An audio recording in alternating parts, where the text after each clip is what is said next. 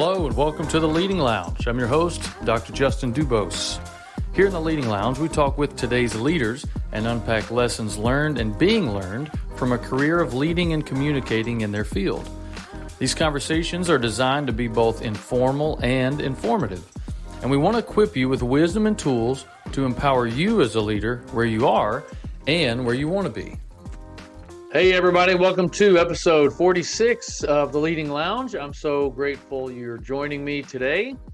Today we're talking about a really important topic for leaders, and that topic is the power of clarity, mastering praise and feedback for growth. The power of clarity, mastering praise and feedback for growth.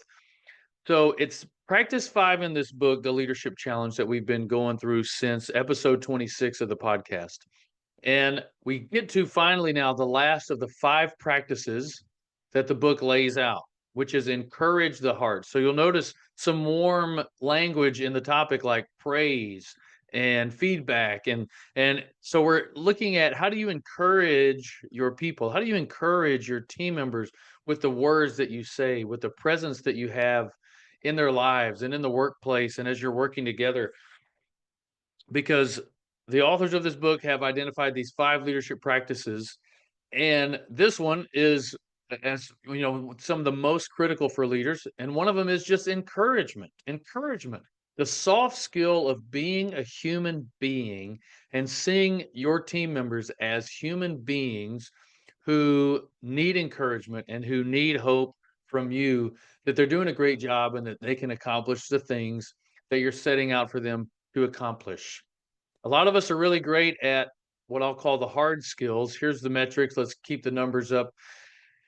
And we need some development a lot of times, ongoing development in the soft skills of how do you just encourage people? How do you, recognize their contributions? How do you make sure that they feel seen and they know that they matter and that they're a valuable part of the team?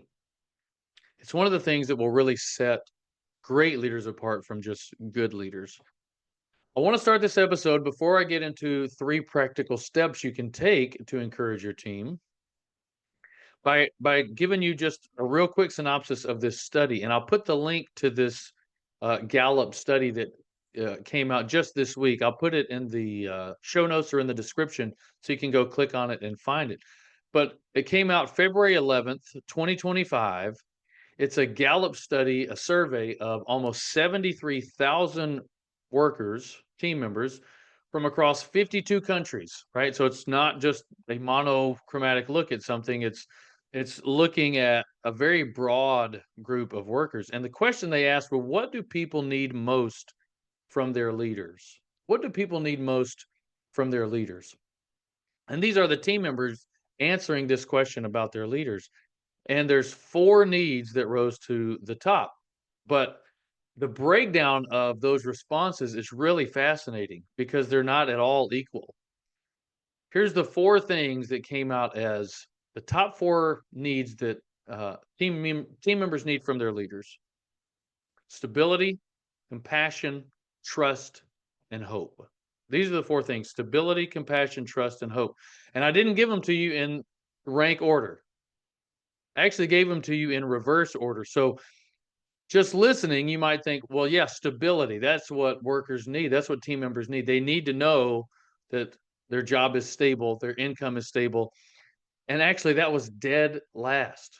The very first thing that followers said they need from their leaders is hope. That's the number one thing. 56% of the almost 73,000 people that were surveyed mentioned hope. Way behind, trailing in second, is trust. They need trust. That's 33% of respondents mentioned trust. Only 7% mentioned compassion, and only 4% mentioned stability. Right? So it's fascinating because hope is the one thing way in front of the rest. It's not even close. That all these people from 52 different countries and territories say, that's what I need from my leader. I need hope. I need them to inspire hope in me. And I need them to give me hope because that's the thing that I'm running out of. So wherever it is you're leading, your team members need this out of you. This is what they're telling you in this survey. I need some hope, right? I need hope way more than I need stability. And so, three ways that you can encourage the heart of your team members and give them hope. And this is on a personal level, right? Hey, listen, you can do this. That kind of encouragement and just appreciation. So here's three ways you can encourage your team members starting today, starting right now, and you can give them hope, the thing that they need more than anything else. The first one is just give clear expectations and goals. Give clear expectations and goals. There's a phrase that I use with my clients, and it's that clarity is kindness. Clarity is kindness. If you want to be kind to your team, be incredibly clear with them on what your expectations of them are and what their expectations of you should be and the goals that you have for them. You're only setting people up for failure, and you're really robbing them of the hope that they seek and that they need when you give ambiguous goals and really murky, unclear expectations, or especially no expectations and goals. Set those goals for them and be very clear with them about how you expect them to reach it. I'm going to tell you a story about someone that I saw do this incredibly well.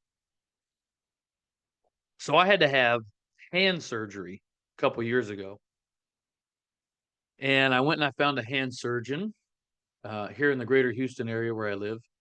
And I was really amazed at how clear he was with me as his patient, and at the same time with his staff, with his team members. So he was able to sit me down and say, "Look, here's exactly what's going to happen. Let me put you at ease that by the time we get through all this, it's going to be great. It's going to be so much better than it is right now. Here's step one. Here's how long that's going to take. Now, here's what you need to do. And here's what you need to not do during this step, right? Do this many times a day. Don't do this. If you do this, this is what's going to happen. Now, once you're done with that, we're going to move on to the next step. And the next step is going to be this.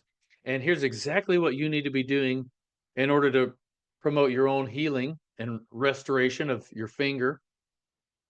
And here's what you don't need to do. And if you do this, this is what's going to happen. And by the time I got done with that one conversation, I felt so good about seeing this doctor. I'm like, man, this guy is going to take care of me. Like, I'm going to be so much better when I left than when I came in. And while he's having these conversations with me, he's also having them with his staff. And he's saying, look, this is why we tell the patient this. This is why we do this. This is why I don't do this and I do this instead. Or I share this with them and I don't share this.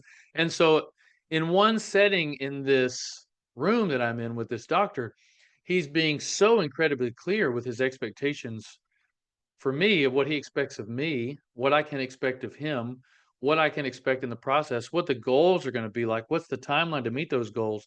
And he's also educating his staff about why we're even sharing all this information and why we're doing this and what's the benefit. It's for, the patient experience, and it's so that they feel incredibly at ease about what's going on. And so, just like this doctor with my hand surgery, you want to give clear expectations and goals. Sit down and think through, what are your expectations? What are the goals that you have for this person? And personalize them. Personalize them. Don't just be generic from a job description. But here's what I expect out of you, right? Here's what I expect out of you. And in those expectations, this is number 2, expect the very best out of them. Expect the very best out of them. This is hard for a lot of leaders, I think, because you think, well, if I set the expectations really high, isn't that just setting people up for failure? No, it's not. Expect the very best out of them. When you're sitting down and you're laying out those expectations for them, you are giving them hope that they can do it because you're setting the bar high and you're saying, now you can do this. I know you can do this. I see it in you. If they've done it before, you've done this before. This is not going to be hard for you because you're a rock star and you can do this. And I know that you have it in you.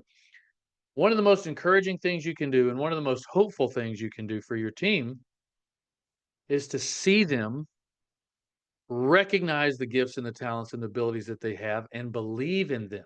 A lot of times you're believing in your team members who are struggling to believe in themselves. And so expect the very best out of them, right? When you're setting in those expectations clearly, hey, let's raise the bar. Like, I know that you can do this. I had a leader one time. I share it in the podcast episode called Justin's Journey, where I just kind of tell my story. But his name was Scott, and he was the most impactful leader I've ever served under because he saw things in me that I didn't see in myself. And he kept reassuring me, you can do this. This is not hard for you. This would be hard for other people, but you can do this. And you are going to do it. And I'm going to help you do it. And so when you expect the very, very best out of your team members, they will rise to the occasion and they'll give you the best because you're giving them the encouragement and the hope that they need along the way.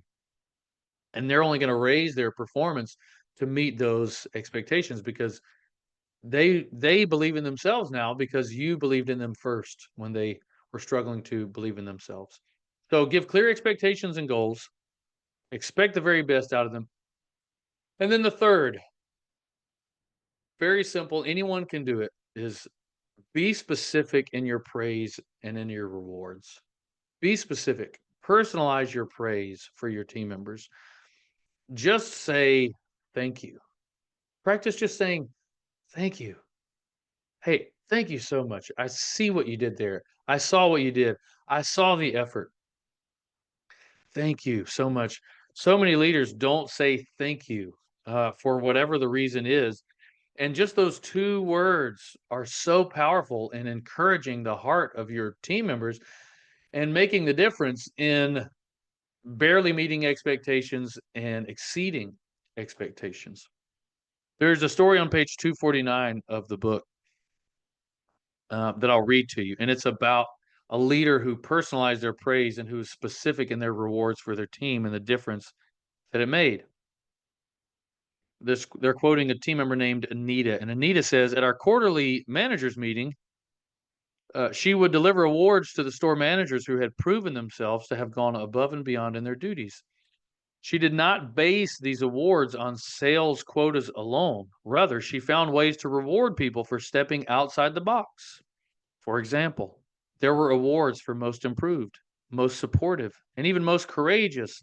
And when presenting these awards, she would accompany them with a personalized speech for the recipient and highlight all the achievements this individual had made in their time with the company. One time, her emotions got the best of her, and she became teary eyed during her speech. Seeing this made me realize how much she cared about her team members. And rather than feel envy over my coworker getting a reward when I didn't, I instead felt joyful that I was part of such a high caliber team. It's incredible. So, in that setting, even the team member, Anita, who did not receive an award, felt so blessed, so happy, so privileged to be a part of the team because it was a team who cared about each other. And they knew that they were cared for because they were seen and they were valued and they were recognized for what they did. So, how can you creatively reward your team members and praise them and encourage them? I would say think outside the metrics. It's very easy in that case to give awards for sales quotas or for meeting goals or we set these numerical kind of growth goals. Think outside the metrics in terms of the encouragement that you give your team, right? Recognize them for their efforts, most courageous, most innovative, most creative, most caring, whatever it is, and share those personal stories. Take the time to sit down and say thank you in a very personal way, and it'll instill hope in your team members, and they will be so glad just to be a part of this team where people care, and they'll rise to the occasion. So whether this comes natural to you or not, some people I think are more naturally encouraging than others. Practice it. Make it second nature for you because encouraging the heart of your team is going to do much more than pushing them to rise to some kind of arbitrary metric standard that we set. You'll be amazed at what it does for them. You'll also be amazed at what it does for you as you begin to take on the role of the encourager and to say, "Thank you. Thank you. I appreciate you. I recognize that. Hey, I see that. I applaud that. Thank you so much." You'll be amazed at what it does for you too as a leader. You will begin to see your team in a much more positive light as you encourage them and as you praise them and as you give them this feedback. So give clear expectations and goals. Clarity is kindness. Expect the very best out of them and be specific in your praise and rewards. And you'll be incredible. You'll be incredibly amazed at the difference it'll make. It'll transform you and your team and your mission and everything else. So, um, as always, if you need any help with that, I'm here. Please reach out to me. All my contact information will be in the show notes and in the description. But I love coming alongside leaders and partnering with them and just helping them grow and develop their team because consistent coaching relationship to help you grow in these areas as a leader. If you when you look back over time, you'll be able to track the results. It'll be phenomenal. So reach out, send me an email, hit the website communicatethecare.com. I'd love to have a free conversation with you about, hey, how can I do this with my team where I am and where we are? So God bless you in the work you do. Continue to grow in your leadership, and we will see you next time here on the Leading Lounge.